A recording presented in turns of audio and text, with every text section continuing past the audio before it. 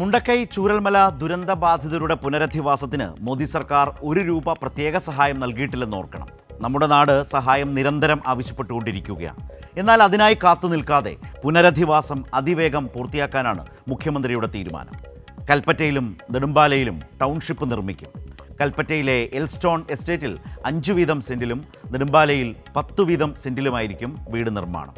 വീടുകൾക്ക് പുറമെ മാർക്കറ്റ്, ആശുപത്രികൾ, വിദ്യാലയം, അങ്കണവാടി, കളിസ്ഥലങ്ങൾ തുടങ്ങിയവയും ഈ ടൗൺഷിപ്പിലുണ്ടാകും. വീട് വെച്ചു കൊടുക്കുക എന്നത് മാത്രമല്ല, അവിടെ താമസിക്കുന്നവർക്ക് വരുമാനവും തൊഴിലും ഉറപ്പാക്കാൻ വേണ്ട ക്രമീകരണങ്ങളും ഉണ്ടാവും.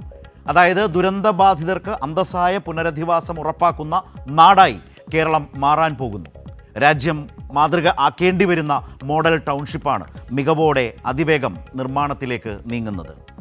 ഉമ്മൻചാണ്ടി സർക്കാരിൻ്റെ കാലത്ത്, അതായത് കഴിഞ്ഞ UDF സർക്കാരിൻ്റെ കാലത്ത് 2011-2016 കാലത്ത് നിലച്ചുപോയ ഗെയിൽ പൈപ്പ് ലൈൻ പദ്ധതി, കൊച്ചി ഇടമൺ പവർ ഹൈവേ എന്നിവയൊക്കെ ഏറ്റെടുത്ത് പൂർത്തീകരിച്ച പിണറായി സർക്കാർ 2016 ഏറ്റെടുത്ത ദേശീയപാത വികസനം ഈ വർഷം പൂർത്തിയാകാൻ പോവുകയാണ്. വിഴിഞ്ഞം തുറമുഖ നിർമ്മാണം 2016 പിണറായി സർക്കാരാണ് ആരംഭിച്ചത്. ഇന്ന് അത് വാണിജ്യ തുറമുഖമായി മാറിക്കഴിഞ്ഞു. തുടർഭരണം എന്നതിൻ്റെ സാധ്യതകളാണ് പിണറായി സർക്കാർ ഇതിലൂടെയൊക്കെ ബോധ്യപ്പെടുത്തിയത്. പതിറ്റാണ്ടുകളായി വികസന പ്രവർത്തനങ്ങൾ ഇഴയുന്ന നമ്മുടെ അനുഭവത്തെ പഴങ്കഥയാക്കി മാറ്റി.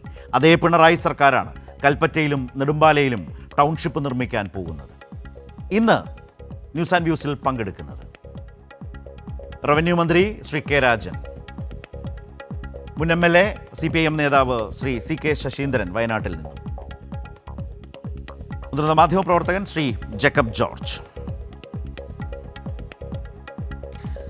ആദ്യം കേരളത്തിൻ്റെ ബഹുമാന്യനായ റവന്യൂ മന്ത്രിയിലേക്ക്.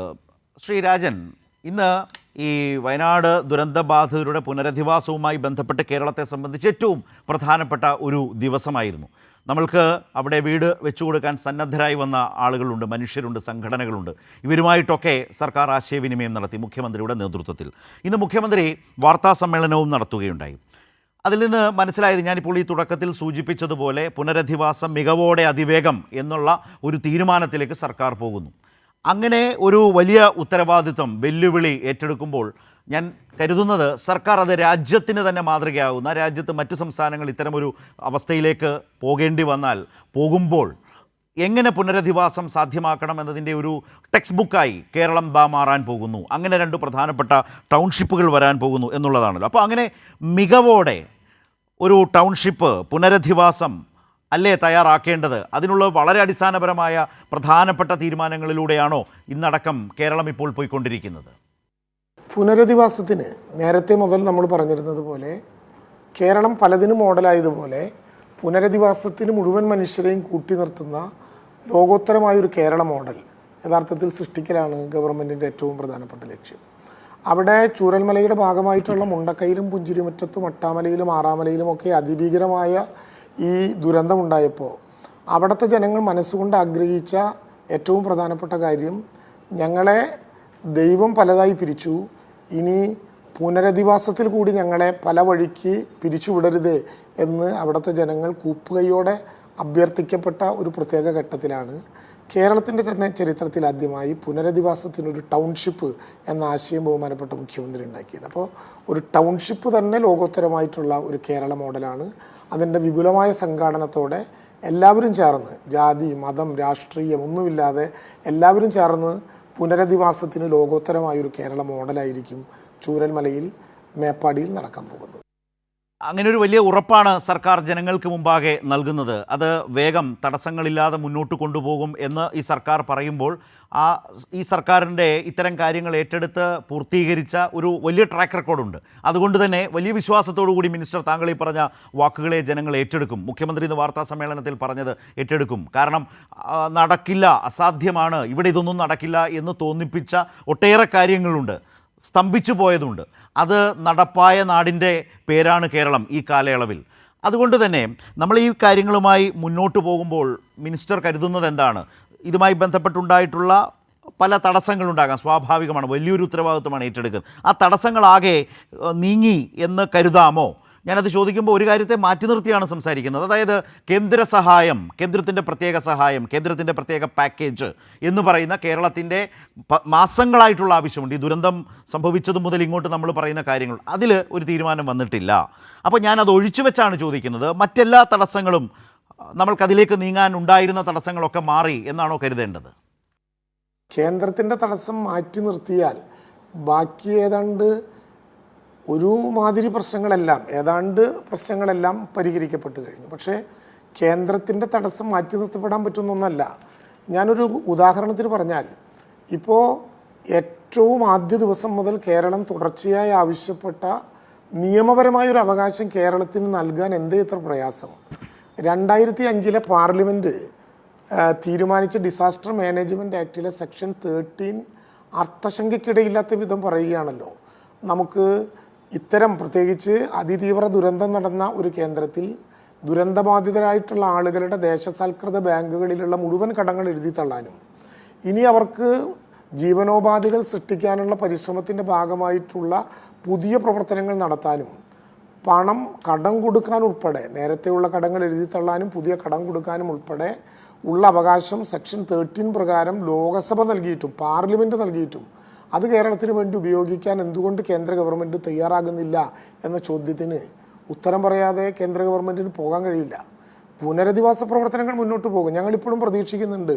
PDNA സമർപ്പിക്കപ്പെട്ട ഘട്ടത്തിൽ അതൊരു റിക്കവറി ആൻഡ് റീകൺസ്ട്രക്ഷൻ വിൻഡോ ആണ്. ആഗസ്റ്റ് 14 ഓപ്പൺ ചെയ്ത റിക്കവറി ആൻഡ് റീകൺസ്ട്രക്ഷൻ വിൻഡോയിലൂടെ പോസ്റ്റ് ഡിസാസ്റ്റർ നീഡ് അസസ്മെൻ്റായി ഏതാണ്ട് 2221 കോടി രൂപയുടെ ഒരു പുതിയ PDNA കേരളം സമർപ്പിച്ചിട്ടുണ്ട്. അതിന് പണം തരാതെ പോകാൻ പറ്റില്ല കേരളത്തിന്. കാരണം അതൊരു നിയമപരമായിട്ടുള്ള ബാധ്യത കൂടിയാണ്. അപ്പോൾ അതുകൊണ്ട് അതും പ്രതീക്ഷിക്കുന്നുണ്ട്. പക്ഷേ അതിനി കാത്തു നിൽക്കുന്ന പ്രശ്നോദിക്കുന്നില്ല. കേരളം അതിവേഗം ഓടുകയാണ്. ഇന്ന് മുഖ്യമന്ത്രി സ്പോൺസർമാരായി നടത്തിയ യോഗം അതിൻ്റെ ഏറ്റവും ജൈവികമായിട്ടുള്ള ആത്മബന്ധം വെച്ചുകൊണ്ട് അവരെല്ലാം നൽകിയ പിന്തുണ ഈ പ്രവർത്തനത്തിൽ വേഗത വർദ്ധിപ്പിക്കുന്നതിന് നമുക്ക് കരുത്തു പകരുന്നതുമാണ്. റൈറ്റ്. മിനിസ്റ്റർ, ഞാൻ കേന്ദ്രം പണം തരാത്തത്, കേന്ദ്ര സഹായമില്ലാത്തത് എന്ന ഒരു പ്രശ്നത്തെ ഒഴിച്ചു നിർത്തി എന്ന് പറഞ്ഞത് ഒരു വലിയ പ്രശ്നം തന്നെയാണ്, യാതൊരു സംശയമില്ല മിനിസ്റ്റർ പറഞ്ഞത്. ഞാനതിനെ ഒഴിച്ചു നിർത്തി പറഞ്ഞത് അല്ലാതെ തന്നെ കുറേയേറെ പ്രശ്നങ്ങൾ ഉണ്ടായിരുന്നല്ലോ. ഒടുവിൽ നമ്മൾക്കറിയാം, ഇപ്പോൾ ഇതിനുവേണ്ടി നെടുമ്പാലയിലും ഈ പറഞ്ഞ ഹാരിസൻ്റെയും ഒക്കെ എസ്റ്റേറ്റ് ഏറ്റെടുക്കാൻ പോയപ്പോൾ എസ്റ്റേറ്റ് ഉടമകൾ, മാനേജ്മെൻറ്റുകൾ കോടതിയിൽ പോയി അതിനെ തടസ്സപ്പെടുത്താൻ ശ്രമിച്ചു. ഹൈക്കോടതി അനുകൂലമായി സർക്കാരിൻ്റെ തീരുമാനത്തിനൊപ്പം നിന്നതുകൊണ്ടാണ് ആ ഹൈക്കോടതിയുടെ വിധി അനുകൂലമായത്. സ്വാഭാവികമായി അവർക്ക് വേണമെങ്കിൽ ഇനി സുപ്രീം കോടതിയെ പോകാവുന്ന നിലയുണ്ട്. പക്ഷേ കേരളം അത് കരുതുന്നില്ല. കാരണം നഷ്ടപരിഹാരവുമായി ബന്ധപ്പെട്ടൊക്കെ ഏറ്റവും മികച്ച പരിഗണനയോടെ സർക്കാർ മുന്നോട്ട് പോകുന്നത് ഓരോ പദ്ധതിയിലും നമ്മൾ കണ്ടിട്ടുള്ള അതിലെന്തെങ്കിലും തടസ്സങ്ങളുണ്ടെങ്കിൽ നിയമപരമായി നീങ്ങൂ എന്ന നിലയിലാണ് ഹൈക്കോടതി ആ മാനേജ്മെൻറ്റുകളോട് അക്കാര്യത്തിൽ സംസാരിച്ചിട്ടുള്ളത്. അപ്പോൾ അതൊരു പ്രധാനപ്പെട്ട കാര്യം തന്നെയാണ്. അങ്ങനത്തെ തടസ്സങ്ങൾ നമ്മൾ പരിഹരിച്ച് മുന്നോട്ട് പോയതുകൊണ്ടാണ് ഞാൻ അതിനെ ഒന്ന് വേർതിരിച്ച് മിനിസ്റ്ററോട് മുമ്പ് സംസാരിച്ചത്. അതല്ലാതെ കേന്ദ്ര സഹായമില്ല എന്നതൊരു പ്രശ്നമേ അല്ല എന്നല്ല, അത് വലിയ പ്രശ്നം തന്നെയാണ്. പക്ഷേ അങ്ങനെ വരുമ്പോൾ ഒരു പ്രധാനപ്പെട്ട കാര്യം, ഇപ്പോൾ മിനിസ്റ്റർ പറഞ്ഞതുപോലെ നമ്മൾ PDNA പ്രകാരം, പോസ്റ്റ് ഡിസാസ്റ്റർ നീഡ്സ് അസസ്മെൻറ്റ് പ്രകാരം 2121 കോടിയാണ് ചോദിച്ചിട്ടുള്ളത്, കൃത്യമായ കണക്കുകൾ കൊടുത്ത്. അപ്പോൾ അതുകൂടി വേണ്ടേ? ആ കേന്ദ്ര സഹായം കൂടി വേണ്ട? ഇത്ര വലിയൊരു ഉത്തരവാദിത്വം നമ്മൾ ഏറ്റെടുക്കുമ്പോൾ, മോഡൽ ടൗൺഷിപ്പുകൾ തയ്യാറാക്കുമ്പോൾ അതുകൂടി വേണ്ടേ? ആ ഭാഗത്തു നിന്നുള്ള പണം കൂടി വേണ്ടേ? അല്ല, അത് തന്നേ മതിയാകൂ. പക്ഷേ അതിൽ 2 പ്രശ്നങ്ങളുണ്ട്. രണ്ടായിട്ടാണ് കേരളം ആവശ്യപ്പെട്ടത്. പ്രധാനമന്ത്രി ഇവിടെ വന്ന് പരിശോധിച്ചപ്പോൾ പ്രധാനമന്ത്രി മുഖ്യമന്ത്രിയോടും ആ യോഗത്തിൽ പങ്കെടുത്ത് ഞങ്ങളുടെ എല്ലാവരുടെയും സാന്നിധ്യത്തിൽ വെച്ച് പറഞ്ഞതാണ്, നിങ്ങൾ അടിയന്തിരമായി നഷ്ടമെത്ര വന്നു എന്ന് കാണിക്കുന്നൊരു മെമ്മോറാണ്ടം തരൂ. ആഗസ്റ്റ് 17 കൊടുത്തു. ആ മെമ്മോറാണ്ടത്തിൻ്റെ അടിസ്ഥാനത്തിൽ കണക്കിലെ കളി നടത്തി ഇവിടെ തന്നെയുള്ള തുകയിൽ പകുതി എടുക്കാനുള്ള 153 കോടി രൂപ അനുവദിച്ചതല്ലാതെ ആ മെമ്മോറാണ്ടം അതിനെക്കുറിച്ച് ഒരു പൊതു അഭിപ്രായം ഇപ്പോൾ ഇല്ല. എന്നാൽ റീകൺസ്ട്രക്ഷനെങ്കിലും 2221 കോടി രൂപ ആവശ്യപ്പെട്ടതിൻ്റെ ഒരു നിശ്ചിത ശതമാനം തുകയെങ്കിലും കേന്ദ്രം കേരളത്തിന് നൽകിയേ മതിയാകൂ. അത് കേരളത്തിൻ്റെ അവകാശമാണ്. കേരളം അത് ചോദിച്ചുകൊണ്ടേയിരിക്കും. നിങ്ങളെന്തിനാണ് നാണമില്ലാതെ എപ്പോഴും ഇങ്ങനെ ചോദിക്കുന്നത് എന്ന് ചിലർ ചോദിക്കുന്നുണ്ട്. ചോദിക്കേണ്ടത് കേരളത്തിൻ്റെ അവകാശമാണ്, ചോദിക്കുന്നതും കേരളത്തിൻ്റെ അവകാശമാണ്. ആ അവകാശം ചോദിക്കാതെ ഗവൺമെൻറ്റിന് മുന്നോട്ട് പോകാനാകില്ല. അപ്പം അതുകൊണ്ട് നിർബന്ധമായും ആ പണം റിക്കവറി ആൻഡ് റീകൺസ്ട്രക്ഷൻ വിൻഡോയിലൂടെ കേരളം ആവശ്യപ്പെട്ട 2221 കോടി രൂപയിൽ കേന്ദ്ര ഗവൺമെൻറ്റിന് എത്രയാണോ തരാൻ പറ്റുന്നത് അത് തരും എന്നാണ് ഞാൻ പ്രതീക്ഷിക്കുന്നത്. റൈറ്റ് മിനിസ്റ്റർ, ഞാൻ താങ്കളിലേക്ക് മടങ്ങി വരാം. ഇപ്പോൾ നമ്മൾക്കൊപ്പം ശ്രീ സി കെ ശശീന്ദ്രൻ കൂടി ചേരുന്നുണ്ട് വയനാട്ടിൽ നിന്ന്. ഒപ്പം തന്നെ ശ്രീ ജേക്കബ് ജോർജുമുണ്ട്. ശ്രീ ശശീന്ദ്രൻ, ഇന്നിപ്പോൾ വൈകിട്ടത്തെ വാർത്താ സമ്മേളനത്തിൽ ഇന്നൊരു ദിവസം ഇതുമായി ബന്ധപ്പെട്ട് വയനാട്ടിലെ ഈ പുനരധിവാസവുമായി ബന്ധപ്പെട്ട് അവിടുത്തെ ടൗൺഷിപ്പുമായി ബന്ധപ്പെട്ട് മന്ത്രിസഭായോഗം അതുപോലെ തന്നെ സ്പോൺസർമാരുമായി, അതായത് സന്നദ്ധരായി വന്ന വീട് വെച്ച് നൽകാനൊക്കെ ആ കാലത്ത് മുതൽ ഇങ്ങോട്ട് സന്നദ്ധത അറിയിച്ച ആളുകളെയൊക്കെ സർക്കാർ ക്ഷണിച്ച് അവരുമായിട്ടൊക്കെ മുഖ്യമന്ത്രി തന്നെ സംസാരിച്ചിട്ടൊക്കെയാണ് ഒരു ഫ്രെയിം വർക്ക് ഉണ്ടാക്കിയത്. അതാണ് പിന്നീട് വാർത്താ സമ്മേളനത്തിൽ നമ്മളുടെയൊക്കെ അടുത്തേക്ക് സർക്കാർ എന്താണ് ഇതിൽ തീരുമാനിച്ചിരിക്കുന്നത്, എങ്ങനെ പോകാനാണ് തീരുമാനിച്ചിരിക്കുന്നത് എന്നതിനെ സംബന്ധിച്ചൊരു ഫ്രെയിം വർക്ക് നേരത്തെ മന്ത്രി പറഞ്ഞതുപോലെ നമ്മുടെയൊക്കെ മുമ്പിലേക്ക് വെച്ചിട്ടുള്ളത്. ശ്രീ ശശീന്ദ്രൻ, വയനാട്ടിലെ ആ ദുരന്ത ഭൂമിയിലെ ആ ദുരന്തബാധിതരുടെ ഭാവി ജീവിതത്തെ ഏറ്റവും ശരിയായ നിലയ്ക്ക് സമീപിക്കാൻ കഴിയുന്ന ഒരു വളരെ പ്രാക്ടിക്കലായിട്ടുള്ള എന്നാൽ ഏറ്റവും ഗുണപരമായിട്ടുള്ള ഒരു രീതിയിലേക്ക് പോകുന്നതിൻ്റെ എത്രയെത്ര അനുഭവങ്ങളാണ് മുഖ്യമന്ത്രി ഇന്ന് പറഞ്ഞതിൽ നിന്ന് താങ്കൾക്ക് വ്യക്തിപരമായി തോന്നിയത്? അതിന് ആ നാടിന് ആ മനുഷ്യർക്ക് ആവശ്യമായതെല്ലാം ഉൾക്കൊള്ളാൻ ഇപ്പോഴത്തെ ഈ തീരുമാനത്തിനും ആലോചനയ്ക്കും കഴിഞ്ഞിട്ടുണ്ടോ? അതിവേഗത്തിൽ അതിൻ്റെ നിർമ്മാണത്തിലേക്ക് പോകുമെന്നാണ് സർക്കാർ പറയുന്നത്. അതിൻ്റെ ഗുണഭോക്താക്കളെ സംബന്ധിച്ച് അല്ലെങ്കിൽ അതിലെ അന്തിമ പട്ടിക ഈ മാസം തന്നെ തയ്യാറാക്കപ്പെടും എന്നും മന്ത്രി പറയുന്നുണ്ട്, സർക്കാർ പറയുന്നുണ്ട്, മുഖ്യമന്ത്രി പറയുന്നുമുണ്ട്. ശ്രീ ശശീന്ദ്രൻ, എന്താണ് അഭിപ്രായം?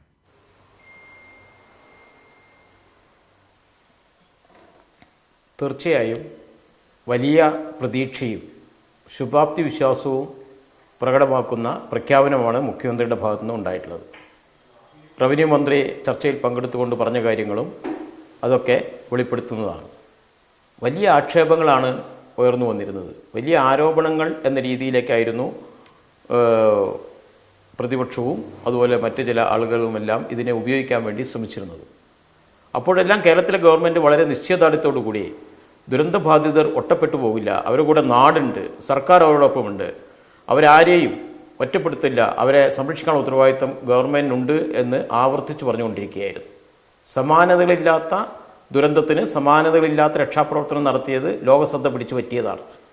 എന്താ താമസം ഉണ്ടായത്? 2 തടസ്സങ്ങളാണ് നമുക്ക് നേരെ ഉയർന്നു വന്നിരുന്നത്.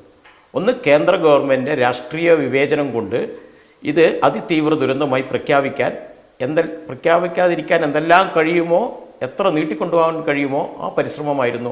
നിർഭാഗ്യവശാൽ ഒരിക്കലും ഉണ്ടാകാൻ പാടില്ലാത്ത രീതിയിൽ കേന്ദ്ര സംസ്ഥാന ഗവൺമെൻറ്റുകൾ തമ്മിൽ ഉണ്ടാകേണ്ടുന്ന ജൈവികമായ ആരോഗ്യപരമായൊരു ബന്ധം, രാഷ്ട്രീയമൊക്കെ വേറെ ആയിരിക്കാം, പക്ഷേ മനുഷ്യർ എന്ന നിലക്ക് ദുരന്തമുണ്ടായാൽ ആ ദുരന്തത്തിൽ രാഷ്ട്രീയം കലർത്താൻ പാടില്ല എന്ന ചിന്ത നിർഭാഗ്യവശാൽ കേന്ദ്ര ഗവൺമെൻറ്റിൻ്റെ ഭാഗത്തുനിന്നുണ്ടായില്ല. കേരളം നിരന്തരമായി ആവശ്യപ്പെട്ടതിന് ഫലമായിട്ടാണ് 154ാമത്തെ ദിവസം അതിതീവ്ര ദുരന്തമായി അത് പ്രഖ്യാപിച്ചിരിക്കുന്നത്. മറ്റൊരു തടസ്സം എന്താണ് ഉണ്ടായിരുന്നത്? ഭൂമി ഏറ്റെടുക്കലുമായി ബന്ധപ്പെട്ട വിഷയങ്ങളായിരുന്നു.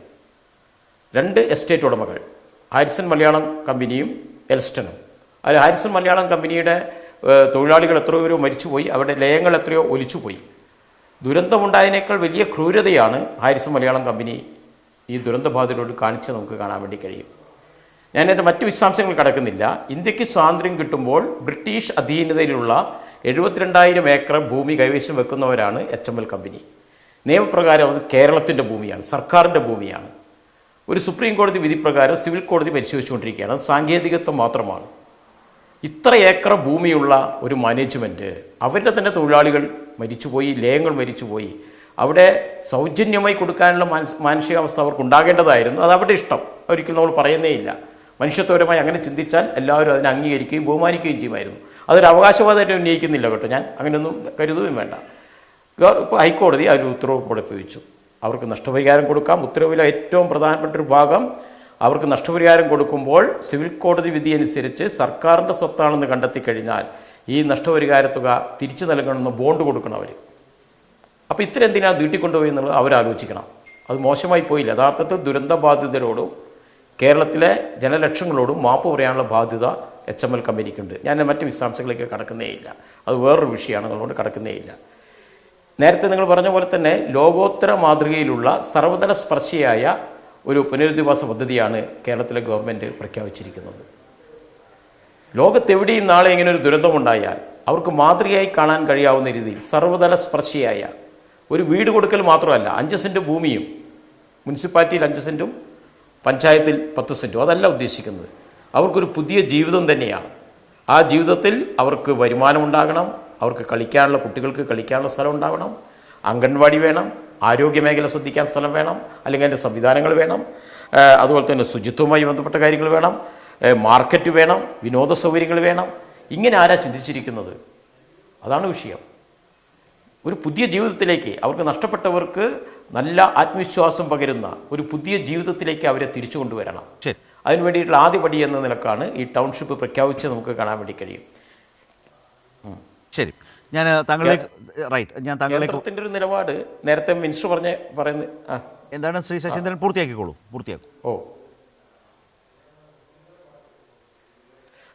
കേന്ദ്രത്തിൻ്റെ ഒരു നിലപാട് അതിതീവ്ര ദുരന്തമായി പ്രഖ്യാപിച്ചെങ്കിലും ഒരു നയാ പൈസ നമുക്ക് തരുന്നില്ലല്ലോ. ഓക്കെ, തമിഴ്നാട്ടിൽ നിന്ന് 944 കോടി രൂപ കൊടുത്തത് വളരെ സന്തോഷം. പ്രത്യേകിച്ച് സ്റ്റാലിൻ്റെ ഗവൺമെൻറ്, തമിഴ്നാട് ഗവൺമെൻറ് കൊടുത്തതിനൊക്കെ സന്തോഷം.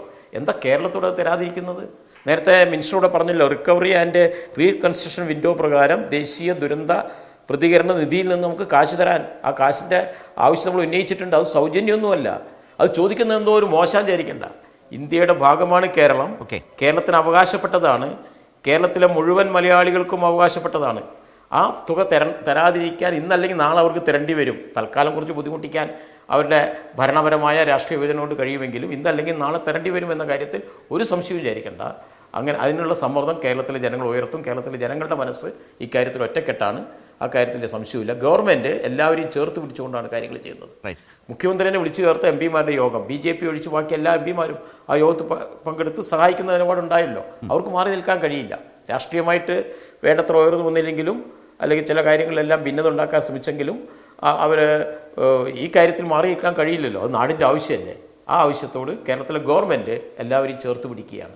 ഇപ്പോൾ ശ്രീ ശശീന്ദ്രൻ പറഞ്ഞൊരു പ്രധാനപ്പെട്ട കാര്യമാണ്. ഇത്തവണ ഈ ശീതകാല സമ്മേളനം ആരംഭിക്കുന്നതിന് മുമ്പ് ചേർന്ന എം പിമാരുടെ യോഗം, മുഖ്യമന്ത്രി വിളിച്ചു ചേർത്ത എം പിമാരുടെ യോഗത്തിലേക്ക് LDF, UDF എം പിമാരുടെയൊക്കെ സാന്നിധ്യം ഉണ്ടായിരുന്നു, BJP ഒഴിച്ച്. മാത്രമല്ല വയനാടിന് വേണ്ടിയൊക്കെ ഒരു സംയുക്ത നിലപാട് രാജ്യസഭയിലാകട്ടെ അല്ലെങ്കിൽ ലോക്സഭയിലാകട്ടെ ഒക്കെ മുന്നോട്ട് പോകുന്നത് നമ്മൾ കണ്ടു. ഇന്നത്തെ ഈ സുപ്രധാനമായ തിരുവനന്തപുരത്തെ യോഗത്തിൽ പ്രതിപക്ഷ നേതാവും PK കുഞ്ഞാലിക്കുട്ടിയും ഒക്കെ പങ്കെടുത്തിരുന്നു. അപ്പോൾ പുനരധിവാസ പാക്കേജ്, ഈ പുനരധിവാസവുമായി ബന്ധപ്പെട്ട് പ്രവർത്തനങ്ങളിൽ സഹകരിക്കും, സമയബന്ധിതമായി നടപ്പാക്കണം, ഓരോ കുടുംബത്തിനും മൈക്രോ ലെവൽ പ്ലാൻ വേണം എന്ന തരത്തിൽ പ്രതിപക്ഷ നേതാവ് അതിനുശേഷം പ്രതികരിക്കുകയുണ്ടായി. ഞാൻ ഈ ചർച്ച പോലും യഥാർത്ഥത്തിൽ ഇതേതെങ്കിലും തരത്തിൽ രാഷ്ട്രീയ തർക്കത്തിൻ്റെ ഒരു ചർച്ചാവേദിയായി ഈ ചർച്ചയെ, ഇന്നത്തെ ഈ വിഷയത്തെ, ഇന്നത്തെ ഈ ദിവസത്തെ കാണേണ്ടതുമില്ല. കാരണം ഇതിൽ കേരളത്തിന് ഒരൊറ്റ മനസ്സാണുള്ളത്.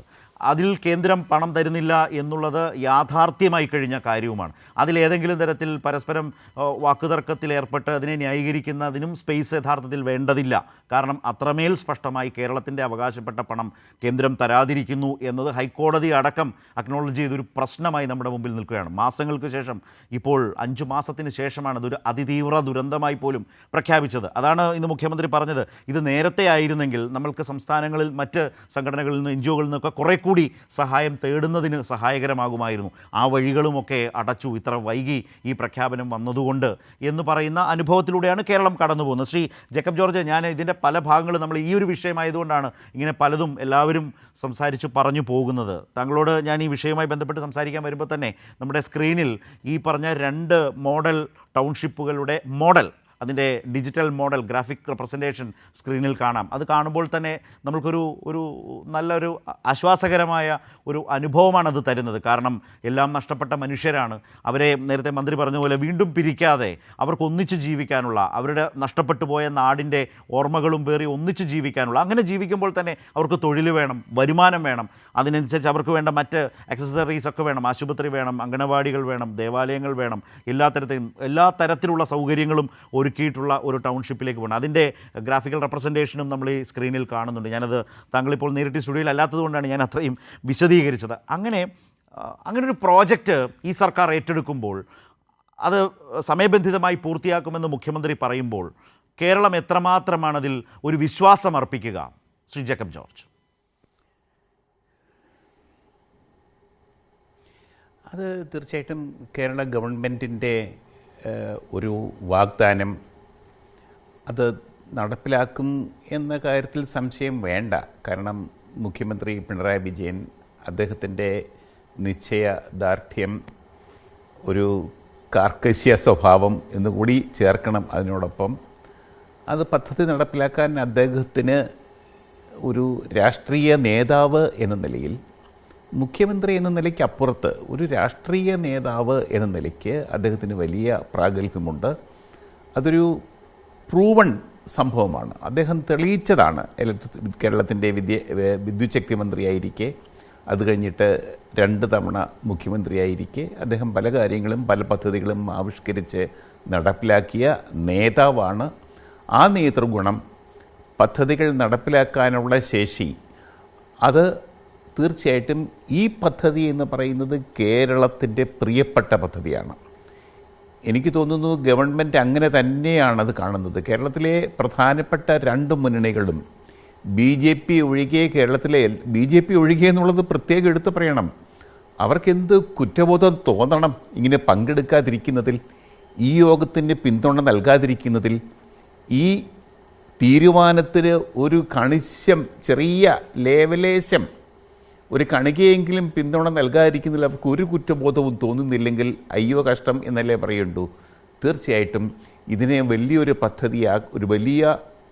ഇതിൻ്റെ ഒരു വലിയ നടത്തിപ്പ്, ശക്തമായ പ്രഗത്ഭമായ ഒരു നടത്തിപ്പ്, അത് തന്നെ ലക്ഷ്യം വെച്ച് മുന്നോട്ട് പോകുമ്പോൾ കേരളത്തിലെ എല്ലാ കക്ഷികളുടെയും എല്ലാ ജനവിഭാഗങ്ങളുടെയും പിന്തുണ ഉറപ്പാക്കുമ്പോൾ സ്വാഭാവികമായിട്ടും മുഖ്യമന്ത്രി പിണറായി വിജയൻ്റെ നേതൃത്വത്തിന് അത് വളരെ വിദഗ്ധമായിട്ട് നടപ്പിലാക്കാൻ കഴിയും എന്ന് തന്നെയാണ് ഞാൻ കരുതുന്നത്. അദ്ദേഹത്തിന് അതിൻ്റേതായ ഒരു ട്രാക്ക് റെക്കോർഡുണ്ട്, അതിൻ്റേതായ മാനേജ്മെൻറ്റ് സ്കിൽ അദ്ദേഹം പ്രകടിപ്പിച്ചിട്ടുണ്ട്, ഇതിലും പ്രകടിപ്പിക്കും എന്ന കാര്യത്തിൽ സംശയമില്ല ശരത്ത്. അത് പറയുമ്പോൾ പലപ്പോഴും നമ്മൾ പല ചർച്ചകളിലും, അതിനേക്കാളുപരി ചർച്ചയ്ക്കപ്പുറം നമ്മുടെയൊക്കെ അനുഭവങ്ങളിലൂടെ നമ്മൾ കണ്ട കുറേ കാര്യങ്ങളുണ്ട്. മുഖ്യമന്ത്രിയെ പലപ്പോഴും ഒരു ക്രൈസിസ് മാനേജറായി, ഏറ്റവും ശക്തമായ ഏത് പ്രതിസന്ധി ഘട്ടത്തിലാണ് അദ്ദേഹം ഏറ്റവും ശക്തമായ നിലയിൽ അദ്ദേഹത്തിൻ്റെ ഒരു ഭരണ പാടവത്തിലേക്ക്, നേതൃത്വത്തിലേക്ക് അദ്ദേഹം മാറുന്നത് എന്നൊക്കെ പറയുന്ന തരം നിരീക്ഷണങ്ങൾ നമ്മൾ ഈ കഴിഞ്ഞ 8 വർഷക്കാലമായി കണ്ടുകൊണ്ടിരിക്കുന്നതാണ്. നമ്മൾ കോവിഡ് കാലത്ത് കണ്ടു, പ്രളയത്തിൻ്റെ ഒരു പാടുപോലും ഇല്ലാത്ത വിധം കേരളം റീബിൽഡ് ചെയ്ത് നമ്മുടെ മുമ്പിലൂടെ ഒരു യാഥാർത്ഥ്യമായി നിൽക്കുകയാണ്. നമ്മുടെയൊക്കെ നാട്ടിൽ, രാജ്യത്ത് എത്രയോ സംസ്ഥാനങ്ങളും എത്രയോ പ്രദേശങ്ങളുമാണ് വലിയ പ്രളയങ്ങളൊക്കെ തകർന്ന് കാലങ്ങൾ കഴിഞ്ഞാൽ പോലും അതിൽ നിന്ന് കരകയറാനാവാത്ത വിധം തകർന്നു പോകുന്ന അവസ്ഥകൾ നമുക്കറിയാവുന്നതാണ്. അങ്ങനെ അതുപോലെ തന്നെ ഏറ്റെടുത്ത പദ്ധതികൾ, അല്ലെങ്കിൽ അതിനേക്കാളുപരി ഏറ്റെടുത്തതിനേക്കാളൊക്കെ അപ്പുറം സ്തംഭിച്ചു പോയ വലിയ പദ്ധതികൾ, കേരളത്തിൽ ഇതൊന്നും നടക്കില്ല എന്ന് പറയുന്ന കാര്യങ്ങളൊക്കെ ഒരുപാടുണ്ടായ ഒരു കാലത്ത് അധികാരത്തിലേക്ക് വരികയും അവിടെ നിന്ന് ആ പദ്ധതികൾ ഒന്നൊന്നായി ഏറ്റെടുക്കുകയും അത് പൂർത്തീകരിക്കുകയും ചിലത് പൂർത്തീകരിക്കാൻ പോവുകയൊക്കെ ചെയ്യുമ്പോൾ അദ്ദേഹത്തിന് കിട്ടിയിട്ടുള്ള ഒരു വലിയ വിശേഷണം എന്നുള്ളത് ഈ പദ്ധതിയും ഈ ഉത്തരവാദിത്വവും ഈ വെല്ലുവിളിയും ആയി ചേർത്തുകൂടി കാണേണ്ടത് തന്നെയല്ലേ? കാരണം വലിയ വെല്ലുവിളികൾ, വലിയ പ്രതിസന്ധികൾ ഇതിലും അടങ്ങിയിട്ടുണ്ട്. കാരണം അതിലേറ്റവും വലിയ വെല്ലുവിളി അവകാശപ്പെട്ട പണം കേന്ദ്രം തരുന്നില്ല എന്നുള്ളതല്ലേ ശ്രീ ജേക്കബ് ജോർജ്? അങ്ങനെയുള്ളപ്പോഴാണ് അതിവേഗം സമയബന്ധിതമായി നടപ്പാക്കി പൂർത്തീകരിക്കുമെന്ന് മുഖ്യമന്ത്രി പറയുന്നത്. അത് വളരെ പ്രധാനപ്പെട്ട ഒരു പ്രഖ്യാപനമല്ലേ? അദ്ദേഹത്തിൻ്റെ ഒരു ശൈലി ആ പ്രഖ്യാപനവുമായി ബന്ധപ്പെട്ട് കൂടി വിലയിരുത്തി പോകേണ്ടതാണ്. അതെ, മുഖ്യമന്ത്രി പിണറായി വിജയൻ ഒരു വാക്ക് പറയുമ്പോൾ അദ്ദേഹം നടക്കാവുന്ന കാര്യങ്ങൾ മാത്രമേ പറയുകയുള്ളൂ, പറയുന്ന കാര്യങ്ങൾ നടപ്പിലാക്കുകയും ചെയ്യും. ഞാൻ കേരളത്തിൽ കെ കരുണാകരൻ മുതലുള്ള മുഖ്യമന്ത്രിമാരെ വളരെ സൂക്ഷിച്ച് വളരെ അടുത്ത് നേരിൽ കാണുന്ന ഒരാളാണ്, ഒരു പത്രപ്രവർത്തകൻ എന്ന നിലയ്ക്ക്. പിണറായി വിജയൻ എന്ന നേതാവിലെ അനേക നേതൃഗുണങ്ങളുണ്ട്. അതിലേറ്റവും എനിക്ക് തോന്നുന്നു ഏറ്റവും പ്രധാനപ്പെട്ട ഒരു കാര്യം ഒരു മാനേജ്മെൻറ്റ് സ്കിൽ, മാനേജ്മെൻറ്റ് രീതികൾ അദ്ദേഹത്തിൻ്റെ പ്രവർത്തനത്തിൽ. അദ്ദേഹം മാനേജ്മെൻറ്റ് പുസ്തകങ്ങൾ എന്തെങ്കിലും വായിച്ചിട്ടുള്ളതായിട്ട് എനിക്ക് തോന്നുന്നില്ല. പക്ഷേ ആധുനികമായ മാനേജ്മെൻറ്റ് വൈദഗ്ധ്യം, ആ വൈദഗ്ധ്യം ഭരണത്തിൽ എങ്ങനെ കൊണ്ടുവരാം എന്ന് തെളിയിച്ച ആളാണ്. ആ വൈദഗ്ധ്യത്തോടൊപ്പം, മാനേജ്മെൻറ്റ് വൈദഗ്ധ്യത്തോടൊപ്പം അദ്ദേഹത്തിന് കർശനമായൊരു നേതൃത്വമുണ്ട്.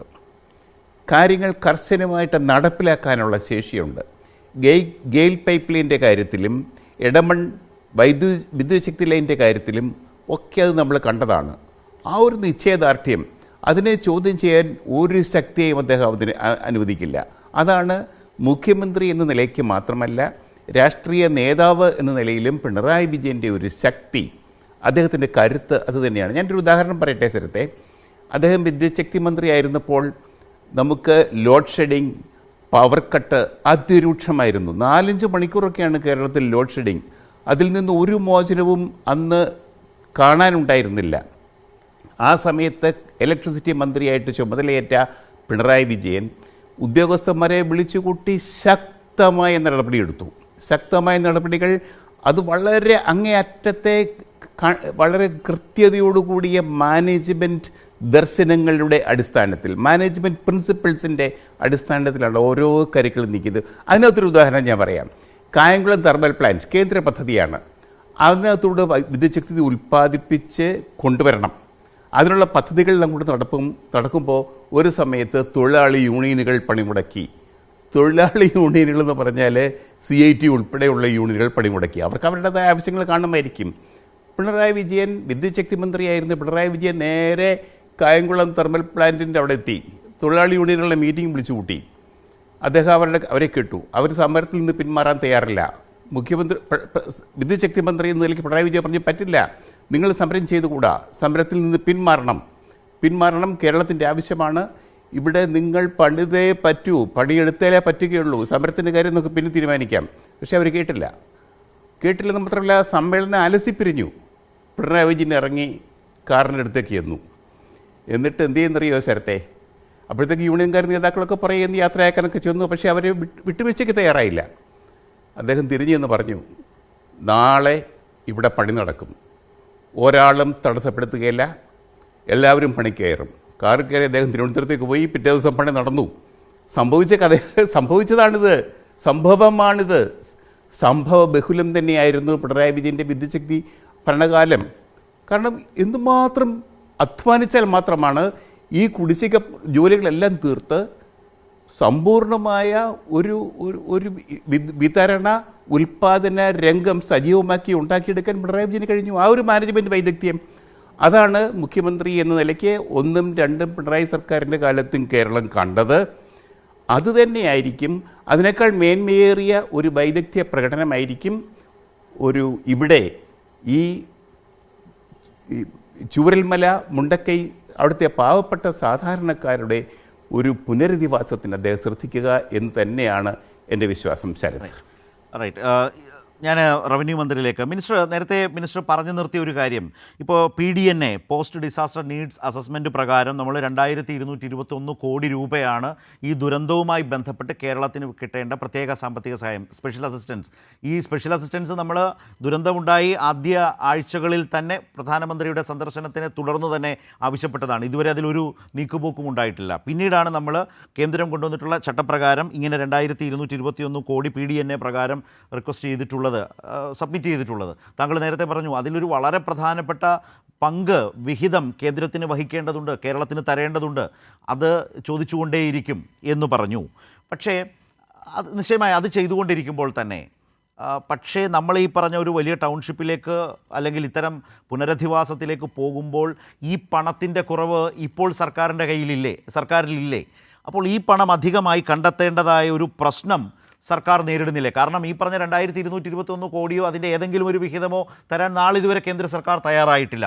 അപ്പോൾ ഈ പണം അധികമായി കണ്ടെത്തേണ്ടതായൊരു ബാധ്യത സംസ്ഥാന സർക്കാരിൻ്റെ മുൻപാകെ വരുന്നില്ലേ?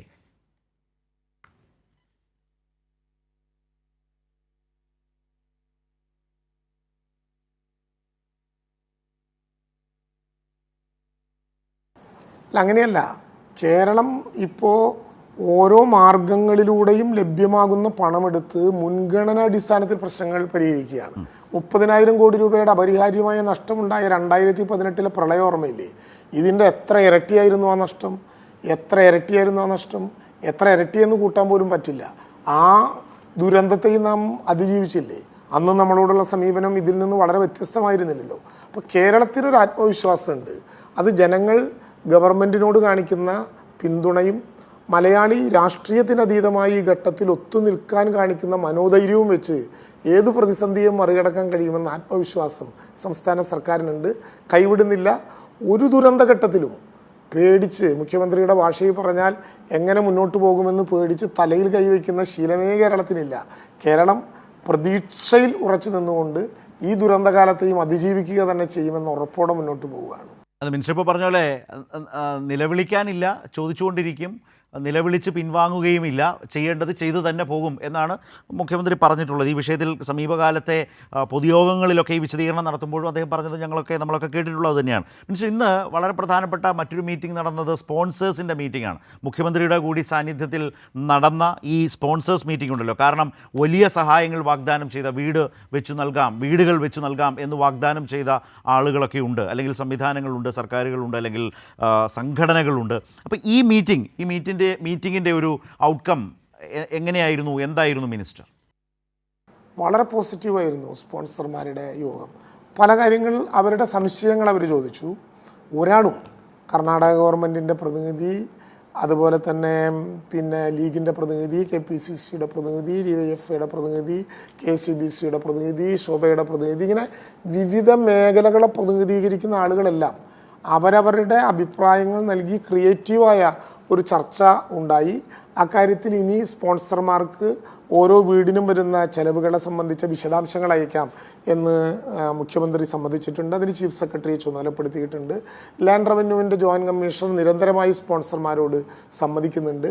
ഒരു കാര്യം ഇന്ന് മുഖ്യമന്ത്രി വ്യക്തമാക്കി, അതായത് ഒരു ഭൂമിയിൽ ആ ഭൂമി മേടിക്കാനുള്ള കാശ്, ആ ഭൂമി ഡെവലപ്പ് ചെയ്യാനുള്ള കാശ്, അവിടെ പൊതു ആവശ്യങ്ങൾ നിർവഹിക്കാൻ വേണ്ടി സ്ഥാപിക്കുന്ന സ്ഥാപനങ്ങളുടെ, അതായത് അംഗനവാടി, സ്കൂള്, ആശുപത്രി, വെറ്റിനറി ആശുപത്രി, അങ്ങനെ തുടങ്ങുന്ന പൊതുകേന്ദ്രങ്ങൾക്ക് വേണ്ടി ചെലവഴിക്കുന്ന സംഖ്യ, റോഡ് നിർമ്മിക്കാൻ ആവശ്യമായ പണം, ഇതെല്ലാം സംസ്ഥാന സർക്കാർ നേരിട്ട് വഹിക്കും.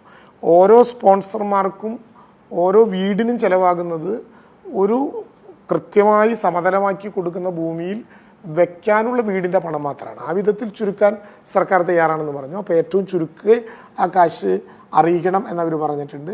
വളരെ പോസിറ്റീവായി യോഗം കഴിഞ്ഞ് എല്ലാവരും ഒരുമിച്ച് ചേർന്ന് നമുക്കെല്ലാവർക്കും ഒരുമിച്ച് ഏറ്റവും ചുരുങ്ങിയ കാലം കൊണ്ട് ഇതിനെ അഭിസംബോധന ചെയ്യാം എന്നാണ് അവർ പറഞ്ഞത്. അവരെല്ലാം പറഞ്ഞത് നമുക്കൊരു ടൈം ലൈൻ വേണം.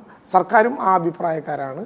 ബന്ധപ്പെട്ട ഏജൻസികളുമായി സംസാരിച്ച് ഫിസിക്കൽ വെരിഫിക്കേഷൻ പൂർത്തിയാക്കി അവിടുത്തെ ഡെവലപ്മെൻറ്റ് കഴിഞ്ഞാൽ ഒരു ടൈം ലൈൻ, ഒരു കൗണ്ട് ഡൗൺ, ഒരു ഡേറ്റ് ഇട്ടുകൊണ്ട് സർക്കാർ പ്രഖ്യാപിക്കും. അങ്ങനെ തന്നെയാണ് ഈ പുനരധിവാസ പാക്കേജിനെ സർക്കാർ കാണുന്നത്. റൈറ്റ്. ഏതായാലും ഈ വന്ന ആളുകൾക്ക്, അല്ലെങ്കിൽ നമ്മളെ സഹായിക്കാം എന്ന് പ്രഖ്യാപിച്ച് സന്നദ്ധമായി വന്ന ആളുകളുടെ ആത്മവിശ്വാസം വർദ്ധിച്ചിട്ടുണ്ട് എന്നുള്ളതാണ്. കാരണം കാര്യങ്ങൾ താങ്കൾ പറഞ്ഞതുപോലെ ടൈം ലൈനിൽ സമയബന്ധിതമായി ഇവിടെ നടക്കും, അതിനുള്ള തീരുമാനങ്ങൾ എടുത്തിരിക്കുന്നു എന്നതുകൂടി വളരെ പ്രധാനപ്പെട്ട ആണ് മിനിസ്റ്റർ. പക്ഷേ ഇതിൽ ഏറ്റവും പ്രധാനപ്പെട്ട മറ്റൊരു കാര്യം, ഇപ്പോൾ നമുക്കിത്തരം ദുരന്തങ്ങളൊക്കെ ഉണ്ടാകുമ്പോൾ ആളുകൾക്ക്, ദുരന്തബാധിതരായ മനുഷ്യർക്ക് നമ്മൾ വീടുകൾ വെച്ച് കൊടുക്കാറുണ്ട്. അത് എവിടെയെങ്കിലുമൊക്കെ വെച്ച് കൊടുക്കാം, അതിനൊരു മാസ്റ്റർ പ്ലാൻ ഒന്നും ഉണ്ടാകണമെന്നില്ല. കുറേ ആളുകൾ ഒരു ഭാഗത്ത്, വേറെ കുറേ ആളുകൾ വേറെ എവിടെയെങ്കിലും എന്ന നിലയിലൊക്കെയാണ് നമ്മൾ പലപ്പോഴും കണ്ടിട്ടുള്ളത്.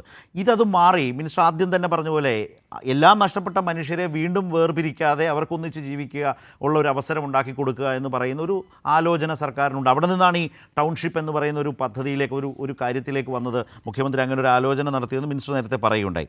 പക്ഷേ അതിലേറ്റവും ശ്രദ്ധേയമായ കാര്യം അതിൽ മാത്രം അത് ഒതുങ്ങുന്നില്ല എന്നുള്ളതാണ്. അതായത് വരുമാനം വളരെ പ്രധാനപ്പെട്ടതാണ്. വീടുണ്ടാക്കി കൊടുത്ത് അവരെ അവിടെ കൊണ്ട് താമസിപ്പിച്ചു എന്നതുകൊണ്ട് മാത്രമാകുന്നില്ലല്ലോ. എല്ലാം നഷ്ടപ്പെട്ട മനുഷ്യരാണ്, അവരുടെ വരുമാനം പ്രധാനമാണ്. അപ്പോൾ അങ്ങനെ വരുമാനം കണ്ടെത്തുന്നതിനുള്ളൊരു മൈക്രോ ലെവൽ പ്ലാൻ എന്നതും വളരെ ശ്രദ്ധേയമായി തോന്നി. അതിൻ്റെ വിശദാംശങ്ങൾ, അതെങ്ങനെയാണ് സർക്കാർ ആലോചിക്കുന്നത് എന്നുകൂടി പറയാമോ?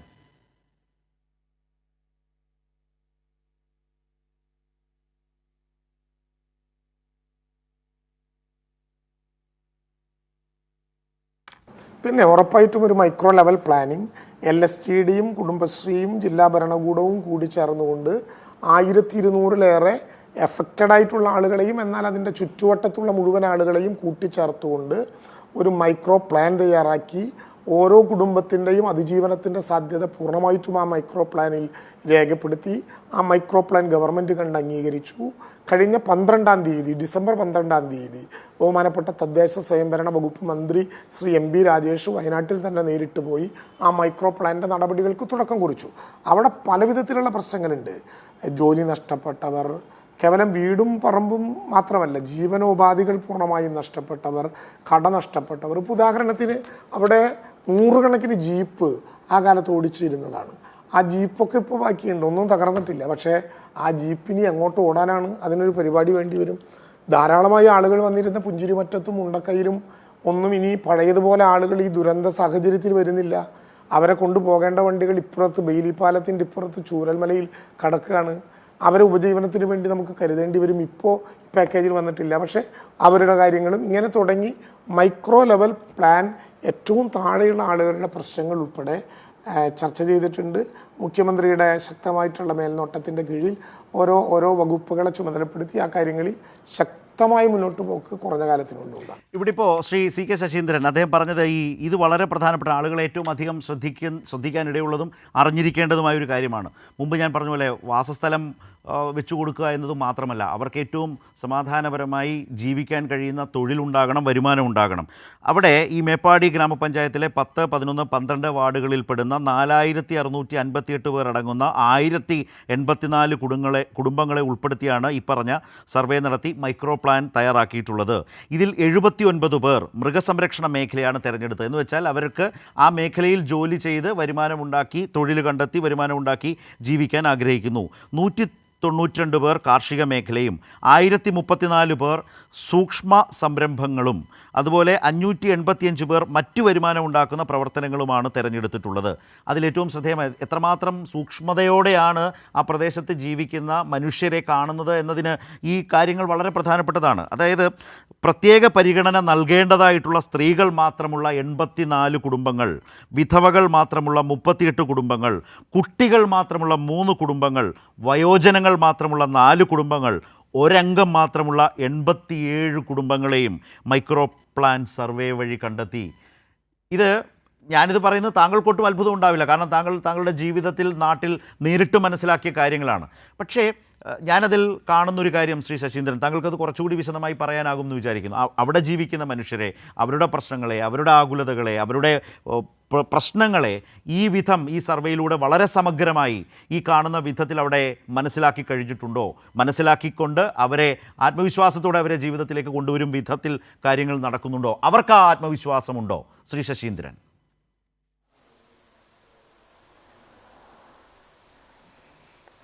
തീർച്ചയായും സർക്കാർ നടത്തിക്കൊണ്ടിരിക്കുന്ന പ്രവർത്തനങ്ങളിൽ അവർ വലിയ പിന്തുണയോടുകൂടി തന്നെയാണ് നിലകൊള്ളുന്നത്.